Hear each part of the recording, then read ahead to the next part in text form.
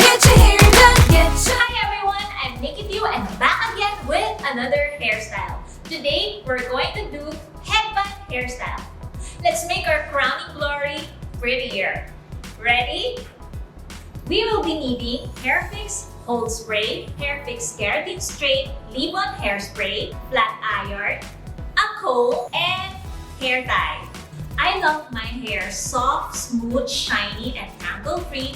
That's why I like to use Hairfix Keratin Straight Leave-On Hairspray. Get your hair done, get your hair done, get your hair done, get your hair done. Nano classy hair, serve na tender loving care. Long, short, straight, or wavy hair, dapat lagi healthy. Huwag ka nang mag-worry, solusyon namin ay easy.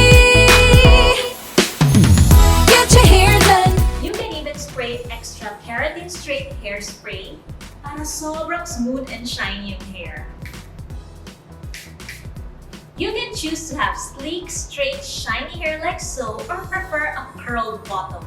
I'll go for the latter. Grab your flat iron and do a C curl. Get your hair done, get your hair done, get your hair done, get your hair done. Nano classy hair, serve na tender loving care. Long, short, straight. So, that's how you make an easy DIY headband hairstyle with the help of Hairfix Hold Spray and Hairfix Keratin Straight Leave-On Hairspray. These are exclusively available at Watson stores nationwide.